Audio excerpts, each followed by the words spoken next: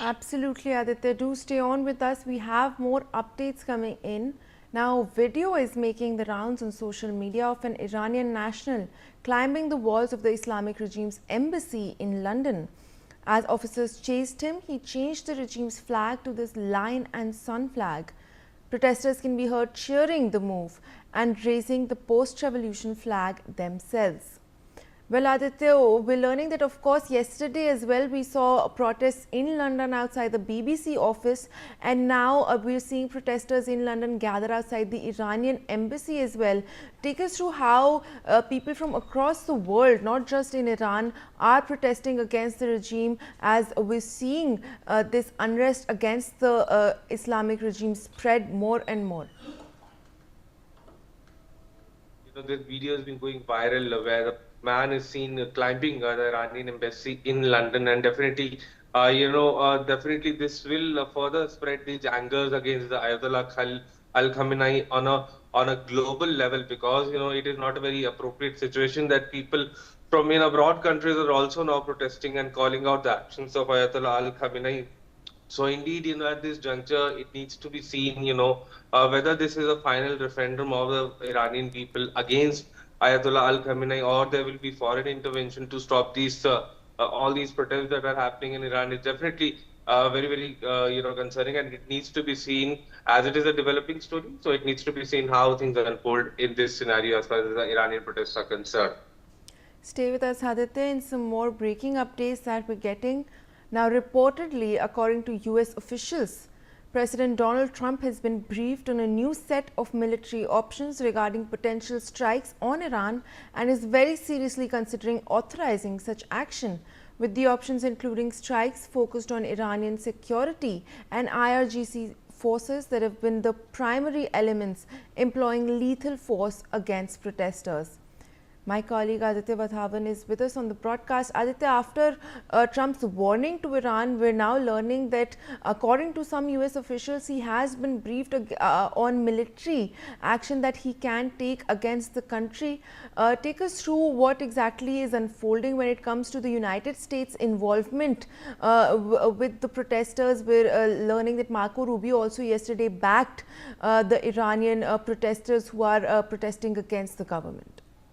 Well, absolutely. There was also a phone call between Marco Rubio and Israeli Prime Minister Benjamin Netanyahu regarding the Iranian protests. And definitely, US President Donald Trump is considering a range of military strikes against the Iranian regime of Ayatollah Al Khamenei. And, from here on, it needs to be seen what military actions will the US take, because considering the fact, we remember, when Iran-Israel war happened last year, as soon as the US bombed the Iranian nuclear sites of Isfahan, Fordo, and Natanz. Then there was an Iranian retaliation. Iran had bombed the US bases in Qatar. So, all these things are being measured as to what will be a measured strike against the Iranian regime by the United States, and only then this authorization will be given by the US President Donald Trump, considering limited strikes against the Iranian regime. Malvika. Absolutely. Do stay on with us, Aditya. We're getting some more updates. We're now learning that the death toll in violence surrounding nationwide protests challenging Iran's theocracy has reached at least 116. More than 2,600 have been arrested during 2 weeks of anti-government protests that have rocked Iran, according to US-based human rights group. The demonstrations have spread to more than 180 cities across all of Iran's provinces. Well, Aditya, we're seeing that after yesterday's figure, which was somewhere around the 60 mark, today reports suggest that the death toll has reached as much as 116, with many people arrested as well.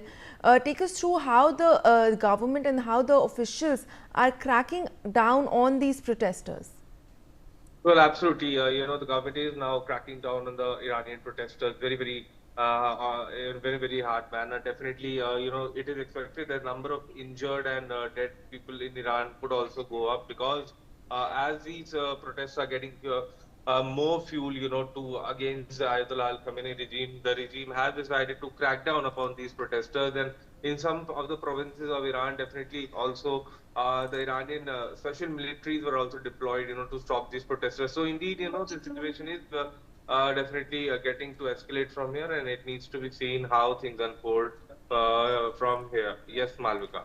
Stay on with us, Aditya. In some more breaking updates coming in, witnesses and medical workers have described horrifying scenes of people being shot with pellets, tear gas, and live fire, with children and the elderly among the wounded and families rushing to hospitals to collect the bodies of their loved ones. Well, Aditya, will of course seeing now evidence of the brutality with which the regime is cracking down on these protesters, and we're seeing hospital staff saying that it's not just the young people, it's children and elderly people who have come in with these wounds of pellets as well as live fire. Take us through what exactly is being said. We of course don't have any sort of an official statement, but we have many witnesses coming forward now. What are they saying? How are they describing the situation that is unfolding over there? Well, definitely, the situation is very, very concerning in Iran at this juncture, and definitely there are concerns as to how, these things can be, things are taking a very, very dangerous turn, and it needs to be seen, Malvika, from Iran, how things unfold as far as these Iranian protests are concerned, and definitely it is not looking good, as because the military, Iranian military is now, killing and mercilessly killing the Iranian people, which is not at all desirable. Malvika.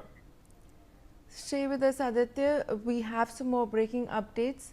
Several major international airlines, including Lufthansa, Fly Dubai, Turkish Airlines, AJet, Pegasus, Qatar Airways, and Austrian Airlines, have suspended flights to and from Iran as widespread protests and growing safety concerns continue to disrupt air travel and airline operations.